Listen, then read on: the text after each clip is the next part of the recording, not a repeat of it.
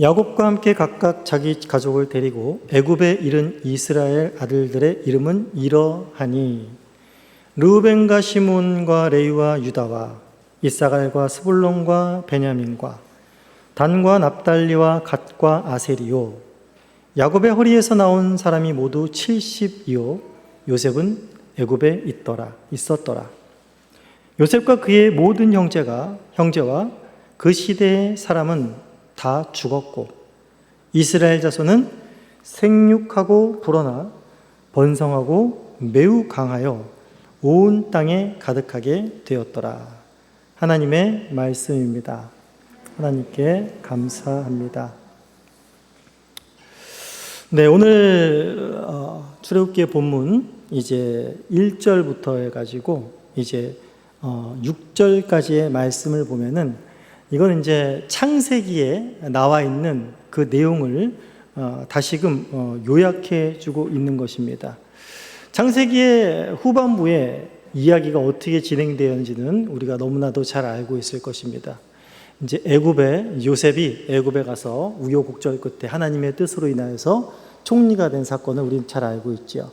근데 그 총리가 되자마자 이제 풍년과 흉년이 일어났고 그 뒤에 온 흉년은 애굽뿐만이 아니라 그 주변에 있는 고대 근동에 성경의 표현을 하자면 기근이 온 땅에 심하였더라라고 하는 굉장히 극심한 전대미문한 생명에 위협을 미치는 그런 기근이었습니다. 그러니까 이제 가나안 땅에 있었던 야곱의 가족들 그리고 12아들과 그의 가족들 역시 생명의 위협을 느꼈겠죠. 그런데 소문이 이제 퍼진 거죠. 애굽에 가면 먹을 것이 있더라. 애굽에 가니까 살 길이 열렸더라라는 것이죠. 그래서 이제 자기 형제들을 야곱이 자기 아들들을 애굽에 보내고 애굽에서 또 우여곡절 끝에 자신이 버렸던 자기들의 동생인 요셉을 만나게 됩니다. 요셉을 만나게 된 다음에 이제 요셉이 아버지와 가족들을 모두 다 애굽으로 초청하여서 이제 애굽에서 살게 되는 것을 우리가 너무나 잘 알고 있죠. 이렇게 창세기는 해피엔딩으로 끝나는 것 같습니다. 그런데 마지막이 그렇게 행복하게 끝나는 것 같지는 않습니다. 우리 옆에 창세기 보시면 50장 26절에 그 마지막이 요셉이 백세의 죽음에 그들이 그의 몸에 향재료를 넣고 애굽에 입관하였더라 라는 이 말이 이제 6절 마지막에 나와 있는 이 말입니다. 6절 마지막에 출애굽기 1장 6절에 요셉과 그의 모든 형제와 그 세대 사람들은 다 죽었다. 그러니까 요셉이 죽었다라는 것으로 창세기가 마무리가 됩니다. 우리가 창세기 전체의 스토리를 이해하게 되면 창세기의 이 마지막은 어떻게 보면 희망과 소망을 준다기보다는 낙담과 어떤 허무함을 주게 됩니다. 왜 그러냐면 창세기 1장이 너무나도 우리에게 큰 소망과 너무나도 우리에게 큰 어떤 힘 그리고 살아있는 어떤 생명의 역동성을 불러일으키기 때문입니다. 창세기의 처음이 어떻게 시작하죠? 바로 천지창조로 시작합니다. 천지창조로 시작하면서 하나님께서 만물들을 창조하시면서 그 만물들을 향하여서 생육하고 번성하라, 땅에 충만하라 라는 정말 이 하나님 만드신 그 창조 세계의 역동성을 그렇게 그 생명에 막 파도치는 그런 힘이 느껴집니다. 그리고 특별히 사람을 창조하고서는 뭐라 그럽니까? 사람에게도 동일하게 생육하고 번성하라, 그 땅에 충만하라, 그 땅을 정복하라, 심지어 땅을 다스리라 라고까지 하면서 모든 피조물 중에서 사람에게 얼마나 하나님께서 특별한 그 지위를 부과했으며 그들이 그 특별한 지위로 말미암아서 얼마나 놀랍고 풍성한 그런 창조의 생명의 역동성을 느끼는 그 중심의 자리에 있는가라는 것, 사람이 얼마나 존귀하고 사람에게 주신 그 생명의 풍성함이라는 것이 상상할 수 없을 만큼의 그런 역동성을 창세기 전반부에서는 보여주고 있습니다. 그런데 창세기 마지막에 와서는 뭡니까? 그런 사람이 지금 어떻게 됐다고요? 죽었다라고 이야기를 하고 있습니다. 마무리하고 있습니다. 어떻게 그런 생명력 있는 그런 역동성이 그 창조의 풍성한 생명력이 그 마무리가 용두사미와 같이요. 죽었더라, 입관되었더라, 애굽 땅에 묻혔더라 라는 것으로 끝나게 됩니까? 우리는 이렇게 끝나게 되는 이유를 너무나 잘 알고 있죠. 그러한 생명의 역동성을 하나님께서 부여했음에도 불구하고 인간이 자기가 하나님처럼 되려는 하나님의 언약을 어기로 말미암아 죄로 말미암아서 바로 이런 비참한 신세로 죽을 수밖에 없는 이런 허무한 신세로 전락하게 되었다라는 것을 창세기에서 너무나 마지막에 보여주고 있다라는 것입니다. 그렇다면 창세기를 보면서 이런 질문이 들지 않겠습니까? 과연 인간이란 그렇게 풍성한 은혜를 받았지만 죄를 범한 인간에게 과연 어떤 소망이 있겠는가? 죄를 범한 인간에게 과연 무엇이 남겠는가? 라는, 죄를 범한 인간에게 비참함 외에 무엇이 남겠는가? 라는 의문을 던져주게 됩니다. 그리고 이제 애굽에서 요셉이 죽었다라는 것은 이제 출애굽기에서 이스라엘 백성들이 그 삶을 시작하는데 그 삶이 얼마나 비참하고 얼마나 고될 것인가를 다시금 얘기해주는 복선적인 역할을 합니다. 요셉이 살아있을 동안에는 어땠습니까? 야곱과 그의 가족들이 정말 호의호식했겠죠. 요셉은 어떤 사람이었습니까? 요셉은 바로 다음에 실권자였습니다. 사실은 바로는 바지 사장이었죠. 바로 밭은 밭인데, 라임이죠. 담임 목사님이 안 계시니까 이런 농담도 하세요. 녹화되면 안 될 것 같은데. 바로 바지 사장이고 애굽의 실권을 맡은 자가 바로 요셉이었습니다. 있을 때는 호의호식했겠죠. 근데 그가 죽었다라고 말합니다. 그리고 8절에는 뭐라고 말하고 있습니까? 더 큰 일이 벌어졌어요. 요셉을 알지 못하는 새 왕이 일어났다라는 것입니다. 요셉을 알지 못한다라는 것은 이스라엘이 어떤 존재였는지에 대해서 무관한 자다라는 것입니다. 그래서 이제 우리가 잘 알고 있듯이 이스라엘 백성들에게는 무슨 일이 벌어집니까? 이제 이 새로 일어난 이 바로에 의해서 이제 말할 수 없는 노예 생활로 전락하게 되고 정말 말할 수 없는 고통과 그런 비참한 지경에 빠지게 되는 것입니다.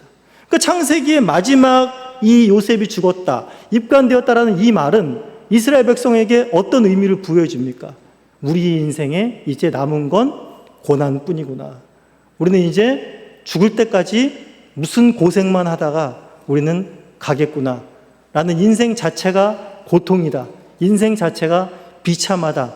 라는 것밖에는 이들이 바랄 것이 없는 것입니다. 바로 창세기 자체가 죽었다. 라는 이 말로 마무리되면서 죄로 인해서 인간은 이렇게 비참하게 되었고, 죄로 인해서 인간은 이렇게 죽음이라는 허무함을 맞게 되었고, 인생이 고난뿐이게 되었는데, 과연 이 인생에게 어떠한 소망이 있을 수 있겠는가? 라는 질문을 창세기의 마지막에서는 해주고 있는 것 같습니다. 그런데 놀라운 것은 창세기가 지나가고 출애굽기에서 바로 이에 대한 답을 해주고 있다는 것입니다. 이에 대한 어떤 답을 해주고 있을까요? 바로 7절입니다. 뭐라고 말하고 있습니까? 이스라엘 자손은 생육하고 불어나 번성하고 매우 강하여 온 땅에 가득하게 되었더라. 지금 이게 무슨 말이죠? 이게 지금 어디 말을 하고 있는 것입니까? 아까 우리가 살펴보았던 창세기에 하나님께서 인간들에게 부여하신 그 생명의 역동성을 다시금 이야기하고 꺼내고 있는 것입니다. 상황은 너무나 다르죠. 상황은 암울하고 죽음이고 고난이고 역경이라는 상황 가운데에서 동일하게 창세기 속에서의 그 하나님이 부여하신 생명의 역동성이 여기서도 띄고 있다라는 것입니다. 그러니까 이 말은 지금 뭘 말하고 있는 것입니까? 창세기가 끝나면서 주었던 그 의문, 죄로 인해 죽을 수밖에 없는 인생에게, 비참하고 허무한 인생에게 소망이 있겠는가? 고난뿐인, 슬픔뿐인 인생에 어떤 희망이 있겠는가? 라는 것을 말할 때 뭐라고 말하고 있습니까? 희망이 있다라고 말하는 것입니다. 죄로 인한 죽음이, 인생의 고난이 하나님께서 인간을 만드시고 계획하셨던 그 뜻을 어떻게 했다고요? 무효화시키지 못했다. 그 뜻을 저버리게 하지 못했다라는 것입니다. 하나님께서는 비록 인간들이 죄를 지었지만 하나님께서 처음 그들을 창조하시고 또 그들을 향한 계획과 품으신 뜻을 저버리지 않고 이 죄된 세상 가운데서도 그대로 이행하고 있다라는 것이 지금 이 출애굽기에 주는 7절에 주는 이 말인 것입니다. 얼마나 놀랍습니까? 어떤 사람들은 이렇게 말하죠. 이 생육하고 번성하고 땅에 가득했다라는 게 지금 인구가 많아서 그런 거 아니냐. 사실은 창세기와 출애굽기는 한 장입니다. 한 장이지만 세월은 얼마나 흘렀습니까? 4대가 흘렀으니까 거의 400년 이상이 흐른 것입니다. 그러니까 처음에 야곱과 함께 자손들이 내려갔을 때 몇 명이 내려갔다고 말합니까? 70명이 내려갔다고 말을 하죠. 그 400년이 지났으면 인구가 늘만하지 않겠습니까? 출애굽기를 다 알고 있지만 몇 명의 인구가 늘었습니까? 장정만 60만이라고 말하고 있습니다. 어른 성인 장정만 60만 명이니까 남녀노소 다 합치면 거의 200만으로 추산합니다. 그러니까 이 지금 7절에서 말한 건 자연 발생적인 거 아니냐. 뭘 그렇게 의미를 더 부여하냐. 뭘 하나님이 그 창조의 뜻과 계획들을 아직 이 비참한 세상에서 그대로 그의 백성들에게 실현하고 있다, 이루어지고 있다라는 그런 헛된 희망을 주느냐라고 말할 수가 있겠습니다. 그러나 과연 그게 헛된 말일까요? 이게 자연 발생적인 것일까요? 절대 그렇지 않습니다. 이스라엘 백성들이 어떻게 번성할 수 있었습니까? 하나님께서 아브라함에게 이제 찾아가셔서 하나님 이 악한 세상 가운데 바벨 같은 이 세상에 하나님의 나라를 세우시다고 아브라함이 약속하셨죠. 약속하시면서 중요한 약속 3가지를 주는데 땅에 대한 약속과 그다음에 왕에 대한 약속과 후손에 대한 약속을 줍니다. 그 후손에 대한 약속을 뭐라고 말씀하셨는지 다 아시죠? 후손은 어떻게 하시겠다고요? 하늘의 별과 같이 하겠다. 바다에 모래알 같이 만들겠다. 그러니까 지금 무슨 말 하는 겁니까? 아브라함 너를 통해서 내가 만들 내 백성들은 뭐라고요? 생육하고 번성하고 땅에 가득할 것이다 라는 이 말을 하고 있는 것이죠. 그런데 그것이 아브라함부터 해서 자연 발생적으로 애 많이 낳는 은사가 있어서 그렇게 된 것입니까? 우리 교회에 애 많이 낳는 은사가 있죠. 너무나 놀라운 복입니다. 그렇게 된 겁니까? 아니죠. 첫 번째 하나님의 나라에 대한 그 소명을 준 아브라함부터 걸렸죠. 그렇죠? 아브라함부터 시작해서 야곱과 이스라엘 족속이 나오려면 아브라함과 야곱 중간에 누가 있어야 됩니까? 이삭이죠. 그렇죠? 이삭이 그냥 아브라함과 사라에서 자연 발생적으로 나왔습니까?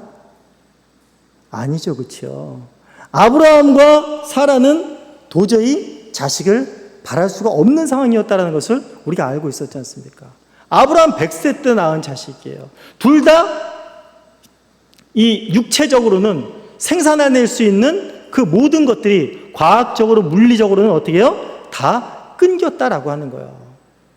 그런데 하나님께서 아브라함과 사라에게 나타나셔서 내년 이맘때에 자식이 있으리라 말씀하시니까 어떻게 됐어요? 웃었죠. 그렇죠? 사라가. 안 될 일입니다. 우리는 끝장났습니다. 라는 건데 그게 어떻게 됐습니까? 그대로 이루어졌다는 거예요. 창세기 21장 한번 보시겠습니다. 창세기 21장 1절, 2절 우리 같이 한번 읽어보실까요? 창세기 21장 1절, 2절 읽어보시겠습니다. 시작. 여호와께서 말씀하신 대로 사라를 돌보셨고 여호와께서 말씀하신 대로 사라에게 행하셨으므로 사라가 임신하고 하나님이 말씀하신 시기가 되어 노년에 아브라함에게 아들을 낳으니 뭐라고 말하고 있어요? 아들을 낳았는데 그게 다 누구 뜻대로요? 여호와께서 말씀하신 대로. 여호와께서 말씀하신 대로 여호와가 행하셨으므로 임신했고 아브라함은 어떤 상태라고요? 노년에. 무슨 말인지 아시겠죠? 인간의 힘으로 될 수 없는 거예요. 인간의 힘으로 노력해서 생육하고 번성하려 했다면 벌써 아브라함에서 끝났어야 되는 것입니다. 그렇죠?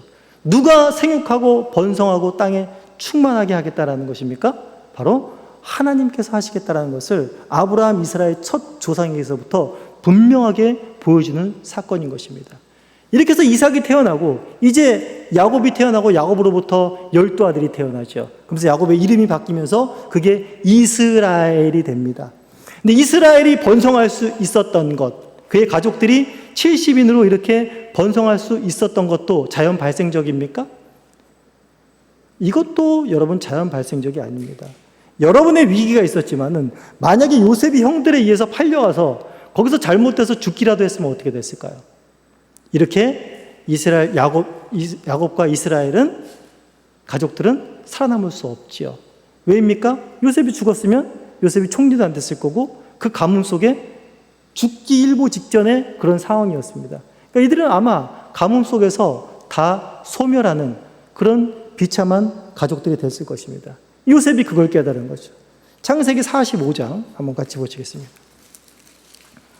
창세기 45장 7절. 자, 창세기 45장 7절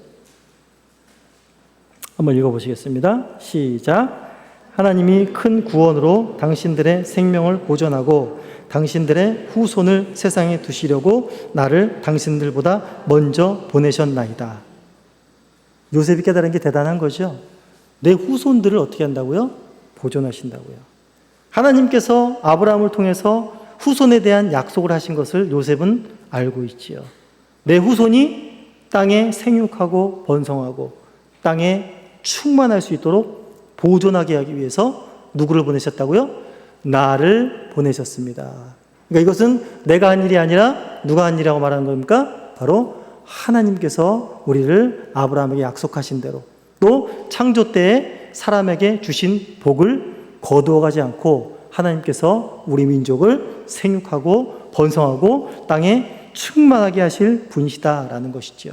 그렇기 때문에 이스라엘이 하나님의 백성이 이 죽음의 허무 속에서 또 인생에 닥쳐진 이런 비참함과 고난 속에서도 낙심하고 포기하지 않을 단 하나의 근거는 무엇이 됩니까? 바로 하나님의 뜻이 변하지 않았다. 너희를 향한 하나님의 생육하고 번성하고 땅에 충만하라는 것이 지금도 이런 척박함 속에서 이루어지고 있다라는 것을 지금 보여주고 있는 것입니다. 이스라엘에게는 이것이 단 하나의 희망이 되어가고 있다라는 것이죠. 하나님께서 반드시 그렇게 하시는 것입니다. 하나님께서는 한 사람 아브라함을 택하여서 생육하고 번성하고 땅에 충만하라는 그 말씀을 그대로 이어가십니다. 그리고 야곱을 통해서 이스라엘이라는 대가족을 만드셨습니다. 그리고 이스라엘은 출애굽기에 와서는 지금 이스라엘은 민족을 만드셨죠. 민족을 만드시고 그 다음에 다윗과 솔로몬을 통하여서 나라를 만드십니다. 그러므로 말미암아서 실로 생육하고 번성하라, 땅에 충만하라, 이 민족이 온 세상에 강하게 되었더라 라는 그 말이 정말 다윗과 솔로몬 때에 실현된 그 모습을 보여주고 있다는 것입니다. 그런데 그것이 어느새 인간의 힘으로 그 나라를 유지하려고 하고 인간의 지혜로 그 나라를 유지하려고 했을 때에 여지없이 그 나라가 반토막으로 나눠지고 그 나라가 망해버렸습니다. 그러면 하나님의 생육하고 번성하고 땅에 충만하라는 그 민족을 향한 그 계획은 숲으로 돌아간 걸까요? 그렇지 않지요. 계속해서 이 말씀이 무너지고 제동이 걸리는 것은 죄의 문제 때문이었습니다. 바로 극지하는 아들을 보내셔서 그 죄의 문제를 해결하시죠. 죄의 문제를 해결하시면서 바로 이 말씀을 무엇을 통해서 이루어 가시죠? 바로 교회를 통해서 이 말씀을 이어가시는 것입니다. 생육하고 번성하고 땅에 충만하게 되라는 것을 바로 우리의 교회를 통해서 실현하고 계시다라는 것입니다. 이 교회가 불안한 것 같지요. 생육하고 번성하고 땅에 충만한 그렇게 되어가고 있는 것 같지 않지요. 그리고 오히려 생육하지 못하고 더 조그라들고 번성하지 못하고 축소되고 강하여지지 못하고 충만해지지 못하고 소외되는 것 같습니다. 그런데 결국에는 하나님께서 어떻게 하시겠다는 겁니까? 이 교회를 우리가 요한계시록을 살펴봤지만 다시 새 하늘과 새 땅을 창조하시고 다시 새 예루살렘을 세우심으로 말미암아 영원히 무너지지 않을 생육하고 번성하고 땅에 충만케 되어지는 그런 역사를 바로 하나님께서 이루실 거라는 그 내용을, 그 선포를 지금 이 창세기 속에서 이미 하고 있다라는 것입니다. 우리의 힘으로, 우리의 노력으로 생육하고 번성하려 할 때 그 결과는 어떻게 될까요? 그 결과를 가장 단적으로 보여주는 것이 바로 창세기 11장에서 바벨탑 사건입니다. 온 사람들이 모여서 어떻게 해요? 땅에 생육하고 번성하고 충만했습니다. 온 땅에 퍼졌죠. 그리고 그들이 거기서 하나가 되려고 했습니까? 그 결과는 뭡니까? 죄의 관영이죠. 하나님 없이 인간 스스로의 노력으로 생육하고 번성하려고 하면 어떤 세상이 됩니까? 부유하고 생명력이 넘치는 역동적인 세상이 아니라 죄가 관영한 세상이 되는 것입니다. 하나님이 홍수로 쓸어버리지 않으면 안 될 그런 세상이 되어버리는 것입니다. 그래서 여러분, 타노스가 지혜로운 결정을 한 거죠. 잊어버리셨어요? 인구의 절반이 죽어야 된다는 거죠. 그는 인류를 사랑한 괴물이었죠. 자원은 한정되어 있는데 인구는 늘어나니까 어떻게 돼요? 이거라도 쳐가지고 절반을 죽여야죠. 정말 인간적으로 보면 사랑한 겁니다. 인류가 다시 새롭게 되기 위해서 사랑한 거죠. 이것이 바로 인간의 힘으로 생육하고 번성하려는 그런 결과에서 오는 비참함입니다. 인간이 낼 수 있는 지혜의 한계가 바로 여기까지밖에 없다라는 것이죠. 우리는 요즘에 교회의 성장, 외전부터 이야기해왔지만 교회의 성장을 두고 많은 문제들이 대두됐는데 그 중에 하나가 이제 자녀들을 출산하지 않는다라는 문제입니다. 자녀들을 출산하지 않는다라는 그 문제는 바로 청년들이 결혼하지 않는다라는 문제까지도 이어가고 있습니다. 청년들이 결혼하지 않으려고 하죠. 왜 결혼하지 않으려고 합니까? 우리 청년들 왜 결혼하죠? 남자가 없다 그럽니다. 남자가 이렇게 많은데 또 여자가 없다 그래요. 여자가 이렇게 많은데 그 아이러니한 말을 하는데 아무튼 여러 가지가 있는데 그 중에 중요한 한 가지가 경제적인 겁니다. 너무 살기가 퍽퍽하다는 것이죠. 너무나 혼자 살기도 허덕이는 그런 청년들. 그래서 오죽하면 뭐 매포 시대, 뭐 삼포 시대, 뭐 이런 얘기들 나오지 않습니까? 그러면서 결혼까지는 생각도 안 하는 겁니다. 그냥 사는 날 동안에 그냥 어떻게든 나만 그냥 좀 행복을 영위하고. 그리고 또 결혼을 해도 어떻습니까? 결혼을 해도 자녀를 낳지 않습니다. 이걸 뭐 캥거루족이라 그러나요? 뭐 하여튼 있죠. 코알라족인가? 아무튼 무슨 족이라 그럽니다. 네. 딩크족. 딩크족. 그래서 죄송합니다. 예. 딩크족 그걸 만든 것 같은데요. 그렇죠. 그것도 다 정말 이해가 갑니다. 자식 새끼 낳았으면 어떻게 해야 돼요? 번듯이 좀 잘 키워줘야 되잖아요. 학원도 좀 보낼 수 있을 만한 여유가 되어줘야 되고 남들 먹을 수 있는 만큼 잘 해줘야 되는데 자신 없다는 거예요. 정말 현실적이고 이성적인 그런 타산입니다. 자녀를 안 낳으니까 이런 일들이 발생하니까 자연히 교회도 어떻게 됩니까? 자연히 교회도 어린이들이 없어지는 거죠. 결혼을 안 하는데 애를 안 낳는데 그 자녀들이 어디서 낳는 겁니까? 저희 교회 같은 경우는 정말 복 받은 교회입니다. 자연 발생적으로 지금 나와서 얼마나 이렇게 올라오고 있어요. 그 청년들도 대부분 생각이 셋은 기본 아니겠냐. 우리 6명의 여왕님을 정복하자. 뭐 이런 피켓을 아직 들진 않았지만 제 생각엔 그런 것 같아요. 이거 얼마나 다행인 거죠. 그런데 대부분 교회가 그렇지 않다라는 거예요. 그런데 과연 그렇습니까? 생육하고 번성하게 하는 것이 우리의 힘과 우리의 노력으로 된다라고 성경에서 말해주고 있습니까? 그걸로 인해서 교회가 무너질까요? 그걸로 인해서 하나님의 백성이, 하나님이 원하시고자 하는 백성들의 수가 줄어들까요? 천만에요. 하나님의 백성은 충만한 수가 찰 겁니다. 결코 부족하지 않은 충만한 14만 4천이 찰 겁니다. 14만 4천이 숫자가 아닌 건 아시죠? 충만한 무리들, 하나님 보시기에 부족함이 없다는 것은 완전한 하나님의 백성들이 생육하고 번성하고 땅에 충만할 그런 백성들이 서게 된다는 것입니다. 그것도 불안한 것이 아니라 오직 하나님께만 영광을 돌리고 하나님을 예배하는 것이 그들의 삶 전체의 기쁨이 되는, 여호와께 영광을 돌리고 그를 영화롭게 하고 그를 영원토록 즐거워하는 그 완전히 우리가 이상으로 생각했던 그 모습이 완전히 실현되게끔 그 백성들이 생육하고 번성하여 땅에 충만하여 영원히 하나님과 함께 영원 새하늘과 새 땅에서 바로 왕노릇하게끔 하나님이 만드신다는 것입니다.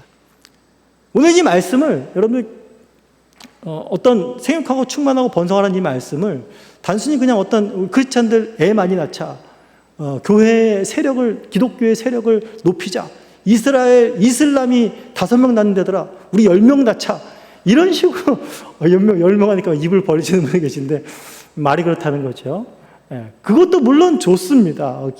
크리스찬들이 같이 결혼해서 애를 많이 낳는 것도 좋지요. 그러나 그런 식으로 좁게만 해석하면 안 됩니다. 이것은 무엇인가 하면 우리가 노력하지 말자라는 것이 아니라 하나님께는 그런 방법이 안 통한다라는 것입니다.